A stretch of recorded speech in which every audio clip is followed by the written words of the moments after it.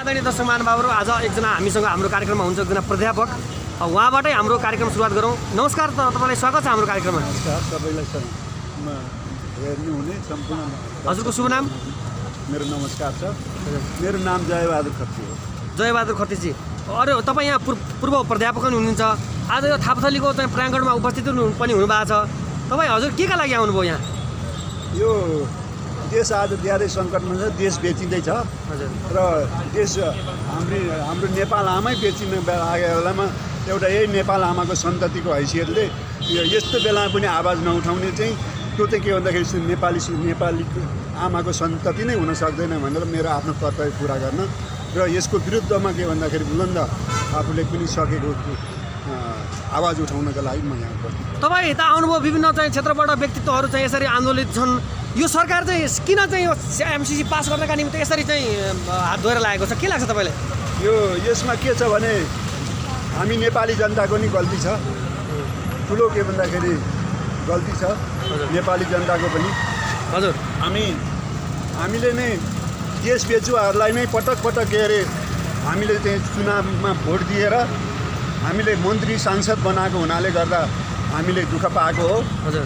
र जब 2052 सालमा शेरबहादुर देउपाकै प्रधानमन्त्री चाहिँ शेरबहादुर देउपा हुँदा नै महाकाली बेचिएको हो।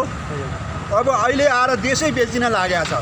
त्यस कारणले महाकाली बेच्ने एउटा सानो के भने नदीको आधा भाग महाकालीको बेचिएको थियो भने अहिले पुरै देश बेच्न आँटेको छ।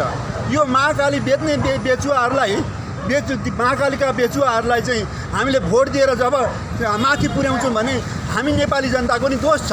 त्यस कारणले के भन्दाखेरि महाकाली सन्धिमा के अरे जसले सही गरेर बेचे, जसको सक्रियता रह्यो तिनैकै नै हालिमुहाली र सत्ता रहिरह्यो हुनाले आज देश पुरै एमसिसीका नाममा यहाँ अमेरिकन एउटा कम्पनी हो, एउटा सरकार पनि होइन, कम्पनीलाई देश बेचिँदैछ। यस्तो बेलामा हामी चाहिँ चुप लागेर बस्यौँ भने यो नेपाली आमाको हामी छोरा नै होइनौँ, नेपाली आमाको सन्तति नै होइनौँ। त्यस कारणले अब सम्पूर्ण नेपाली जनताहरू अब पार्टीको झन्डा छोड्नुहोस्। किन भन्दाखेरि पार्टीको झन्डा छोडेर राष्ट्रिय झन्डा बोकेर राष्ट्र बचाउ अभियानमा लाग्नुपर्छ। यो जुन चाहिँ के भन्दाखेरि हामीहरू यो जम्मा 55 अरबको लागि देश बेच्ने, यहाँ 1750 अरब चाहिँ ऋण लिएर चाहिँ के नापेर यिनीहरूले अहिले 50 अरबको लागि चाहिँ राल काटेर चाहिँ यत्रो गरिरहेछन् भन्दा यो 50 अरबभन्दा कयौँ अरब रुपियाँ चाहिँ के अरे यिनीहरूले व्यक्तिगत रूपमा आफूले लाभ लिइरहेको हुनाले गर्दा, देश बेच्न लागिरहेको हुनाले गर्दा यसरी लागि परेका छन्। देश बेच्ने कसैले कुरा गर्छ भने त्यस्तालाई सरकारले थुन्नुपर्छ, कारवाही गर्नुपर्नेमा सरकार स्वयं चाहिँ के भन्दाखेरि देश बेच्न लाग्नु यो ठुलो बडा विडम्बनाको विषय बनेको छ। हामी के भन्दाखेरि यो देश बेचुवाहरूको विरोध गर्दाखेरि यहाँ चाहिँ के गर्दाखेरि लाठीचार्ज र दुनियाँ दमन चाहिँ गर्न खोजिरहेछ। यो एकदमै गलत छ। यो के भन्दाखेरि यदि यो शेरबहादुर देउपाले यसरी दमन गरिराख्यो भने र यसरी देश बेच्ने काम गर्यो भने नेपालमा एक मुठी माटो पनि यसले पाउँदैन। यिनी के भन्दाखेरि नेपाली जनताले जसरी अफगानिस्तानमा त्यहाँ लखेटे त्यो तालिबानले, त्यस्तै नेपाली जनताले यी देश बेचुवाहरूलाई लखेट्ने निश्चित छ। लखेट्नुपर्छ भन्ने मेरो भनाइ हो। तपाईँ एकजना प्राध्यापक पनि हुनुहुन्छ। यो साँच्चीकै यो राष्ट्रघाती सम्झौता पनि हो भन्नुभयो। यो पास पनि सायद यो सरकारको चाहिँ एजेन्डामै परिरहेको अवस्था देखिन्छ। तपाईँ आम जनसमुदायहरू यसरी बाटो सडकमा उर्लिँदै पनि किन चाहिँ जोड गरिरहेको छ त यो सरकारले? किन चाहिँ यो पास हुनुपर्छ भन्ने किसिमको एउटा व्हिप पनि जारी गरिरहेको छ, एउटा यो एमसिसीको विरुद्धमा बोल्नु हुन्न भनेर भनिरहेछ। यो साँच्चीकै व्यवस्था नै खराब हो कि के हो जस्तो लाग्छ? के लाग्छ तपाईँलाई? यो व्यवस्था त त्यसै खराब हो नि। यो व्यवस्थाको जग नै के भन्दाखेरि त्यो एमसिसीहरूकोबाट चाहिँ बनेको छ। त्यो एमसिसीवालाहरूले नै बनाएको यो संविधान हो। न नेपाली जनतालाई यो के अरे सङ्घीयता चाहिएको छ, न नेपाली जनतालाई यो धर्म निरपेक्षता चाहिएको हो, न नेपाली जनतालाई गणतन्त्र नै चाहिएको हो। यो सबै लादेको विदेशी यही एमसिसीवालाहरूले हो। यी एमसिसीका के भन्दाखेरि दूतहरू, यी के अरे नेपाली अनुहार भएका, नेपालीको मखुन्नो लाएका विदेशीका दलालहरूले गर्दाखेरि आज देश यो अवस्थामा पुगिरहेछ। देशलाई एकातिर टाट पल्टाइएको छ। तपाईँको 50 अरब भने कुन ठुलो कुरा? संहिता खारिज गर न। तिम्रा ज्वाइँ र छोरी, तिम्रा के भन्दाखेरि प्रियसीहरूलाई तँ सांसद र मन्त्री किन बनाएर बस्छौ? यत्रो 800-900 जनालाई मन्त्री र सांसद किन बनाउँछौ? यो खारिज गर न। त्यो 50 अरब त के 100 अरब चाहिँ के भन्दाखेरि यहाँ बचत हुन्छ।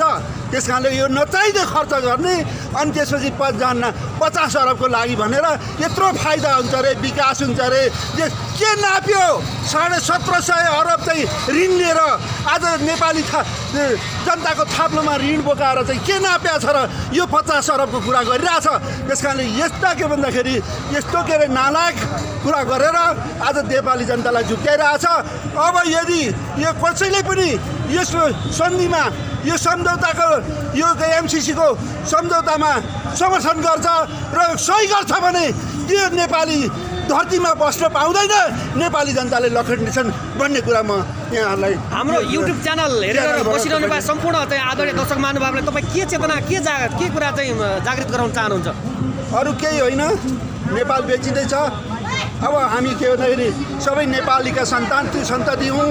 काङ्ग्रेस भए पनि, कम्युनिस्ट भने पनि, के अरे राप्रपा भने पनि, अरू राष्ट्रवादी जे भने पनि हामी नेपाली जनता हौँ। नेपाल जोगियो भने मात्रै ती पार्टी रहन्छन्, नेपाल नै जोगिएन भने न पार्टी रहन्छ तपाईँ न हामी नेपाली रहन्छौँ। त्यसैले नेपाल जोगाउनको लागि अब सबै कुरा एउटा उसमा राखेर हामीले के भन्दाखेरि राष्ट्रिय झन्डा बोकेर अब आम जनता सडकमा उत्रिनुपर्छ। एउटा गुठी विधेयकको लागि जनता यत्रो उत्रिएको थिए, 1 दिन 2 दिनमै सरकारले घुँडा टेको भने अब एमसिसीको लागि सागर उत्रिँदैछ नेपाली जनता सडकमा। यो शेरबहादुर यी सबैलाई तालिबानमा लखेट्ने जस्तै विदेशीका दलाललाई लखेट्नुपर्छ भन्ने म हजुरको अमूल्य समय दिनुभयो, हजुरलाई धेरै धेरै धन्यवाद। तपाईँको यो प्रसिद्ध च्यानलमा मलाई 2 शब्द राख्नु दिनुभएकोमा धन्यवाद।